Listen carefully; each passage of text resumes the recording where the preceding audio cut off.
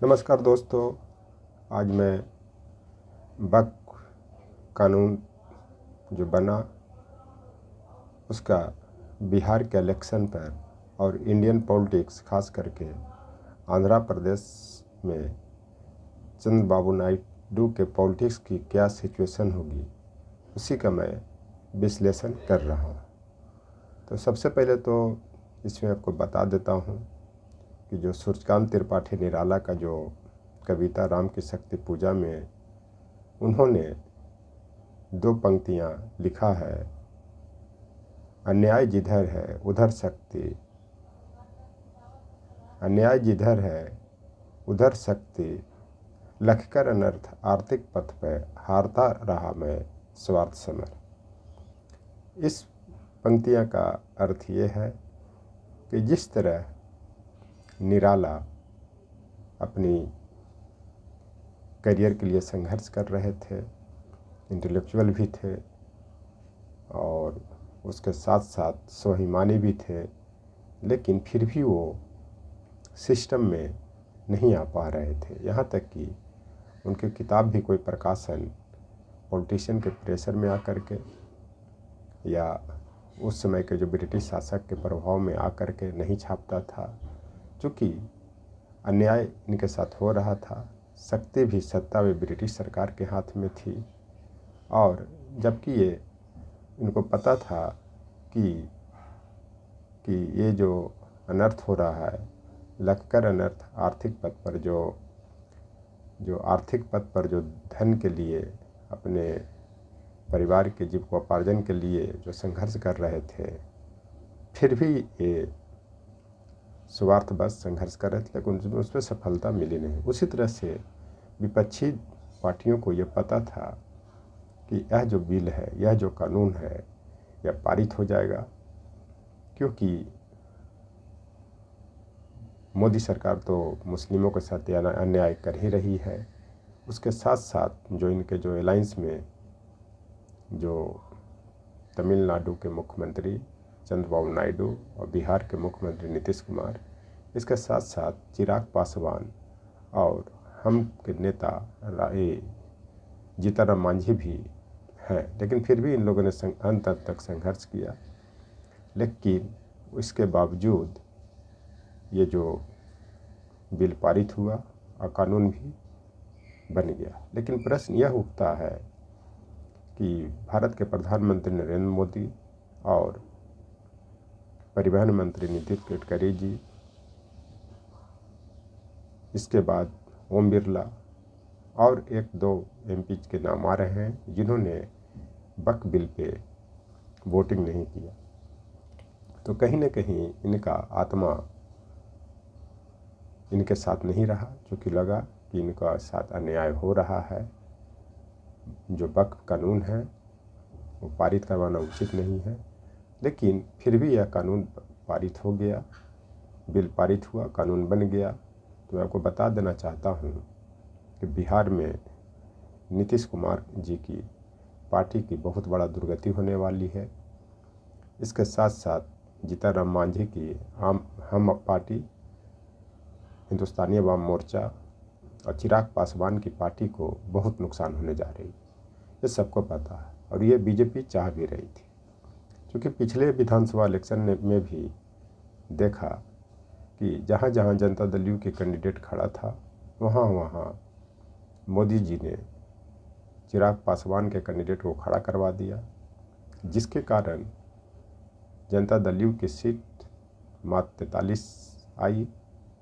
और इसके बाद भी जो वहाँ पे बाई इलेक्शन हुआ, उसमें भी जनता दल यू की 45 सीट जो शुरू में जीते थे वो 43 बच गया।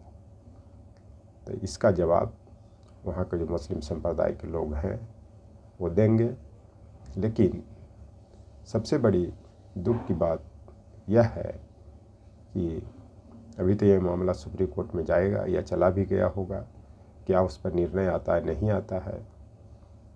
अगर व्यापक पैमाने पर मुस्लिम संप्रदाय के लोग इसका विरोध प्रदर्शन करना प्रारंभ कर देते हैं या रोड पे आ जाते हैं, तो ये सरकार कैसे संभालेंगी। ये बहुत बड़ी चुनौती है पूरे भारत के लिए। अगली बात कि एक कबीरदास की दोहा है, लाली मेरे लाल की जिद देखो तित लाल, लाली देखन मैं चला मैं भी हो गया लाल। इस कविता की जो पंक्तियाँ वो ईश्वर के संदर्भ में लिखा है, लेकिन यहाँ पे ये देखा जाए कि अपना सत्ता साधने के लिए, अपनी पॉलिटिकल करियर बचाने के लिए जो भी एनडीए के जो साथ थे या साथ हैं जो वोटिंग में, उन्होंने इस दोहा को चरितार्थ इस प्रकार से करते हैं कि लाली मेरे लाल की, उनको पता है लाली मेरे लाल की जिद देखो तित लाल, लाली देखन मैं चला मैं भी हो गया लाल। इनको ये लग रहा था जिनका जो वोट है पैसा के बल पे, लालच के बल पे खरीदा गया, लेकिन इसमें यह पंक्तियाँ का चरितार्थ होती है कि अगर बीजेपी तो हारेगी मैं भी हारूंगा, मैं तो डूबूंगा ही सनम, तुमको भी डुबा दूंगा। तो जिस तरह बीजेपी को नुकसान होगी उससे ज़्यादा इन लोग का होगा, क्योंकि इन लोग का जो वोट बैंक था वो मुस्लिम वोट बैंक था जो छिटकेगा। यही नहीं, आपका तमिलनाडु में मुझे लग रहा है कि चंद्रबाबू नायडू को आने वाले इलेक्शन में बहुत बड़ा नुकसान होगा। हो सकता है कि इसकी भरपाई करने के लिए उन लोग केंद्र सरकार से समर्थन भी वापस न लें। अगर देखा कि अगर यहाँ पे सिचुएशन ख़राब हो रही है, आंध्र प्रदेश से मुस्लिम विरोध हो रहा है, तो अपना वजूद बचाने के लिए ये मोदी सरकार से समर्थन वापस ले सकते हैं। उसी तरह से नीतीश कुमार भी समर्थन वापस ले सकते हैं। लेकिन मैं इंडिया अलायंस से आग्रह करता हूँ, खास करके राष्ट्रीय जनता दल और कांग्रेस और वहाँ के जो भी कम्युनिस्ट पार्टियाँ हैं, ये नीतीश कुमार को दोबारा साथ में लेने की ज़रूरत नहीं है। आप लोग की बहुमत आएगी, बशर्ते कि संघर्ष करें, ईमानदारी से रहें और आपस में लड़े झगड़े नहीं।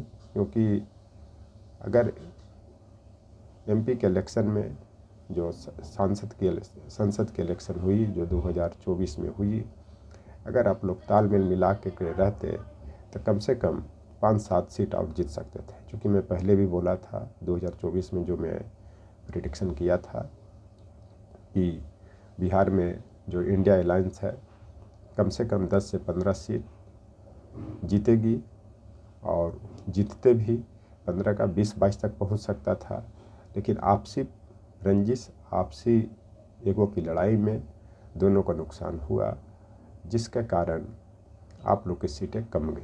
उसी तरह से अगर विधानसभा में तालमेल नहीं बनाएंगे, चूँकि कांटे की टक्कर होगी, जहाँ जहाँ जनता दल यू की जो कैंडिडेट रहेंगे वहाँ पे आप लोग को फ़ायदा होगा। इतना ही नहीं, अगर बीजेपी की अभी 74 या 3 विधायक 77 हैं, तो इस बार वो कम से कम 100 से 110 सीट से कम पे नहीं लड़ेगी। तो जनता दल यू भी कम से कम 100 सीट की डिमांड करेगी, जिसके परिणाम स्वरूप चिराग पासवान और जीतन राम मांझी भी पीछे नहीं झुकेंगे।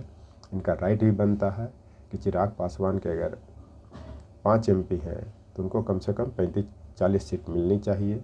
जीतन राम मांझी को भी कम से कम 10 सीट मिलनी चाहिए, जबकि बिहार में पूरे सीटों की संख्या 243 है। तो ये संभव नहीं है कि इनका अलायंस सक्सेस होगा। न चिराग पासवान को लेने की ज़रूरत है, न जीतन राम मांझी जी को लेने की ज़रूरत है, न नीतीश कुमार को लेने की ज़रूरत है। क्योंकि अगर इन लोग इंडिया अलायंस में आएंगे तो इंडिया अलायंस को भारी नुकसान होगा। और ओवैसी की पार्टी, असदुद्दीन ओवैसी की पार्टी जो है, उनको मुस्लिम इलाके में फ़ायदा होने की संभावना है। इस चलते नीतीश कुमार को इस इलेक्शन में लेने की ज़रूरत नहीं है। आप लोग कोऑर्डिनेशन बना के लड़ें, जीत होगी, सरकार ही बनेगी। और मैं लास्ट में यही कहता हूँ कि जिस तरह के जो इस कानून को बनाया गया है, अगर इनको पता था कि वक्फ की ज़मीनें कब्जे कर रहे हैं, तो सब वक्फ की ज़मीन तो वक्फ के जो अध्यक्ष होंगे या कब्जा नहीं कर रहे होंगे, जो कर रहे थे उन पर आपको कार्रवाई करने की भी ज़रूरत थी, उनको रोकने की ज़रूरत है। तो कहावत भी है कि जौ के साथ घून पिसाता है। उसी तरह जो वक्फ के अच्छे काम कर रहे थे, जो वक्फ के लोग अच्छे काम कर रहे थे, उनके साथ गलत करने वाले के वजह से अच्छे लोग पिसा गए, जिसके कारण इनका बुरा परिणाम आने की संभावना है। थैंक्स।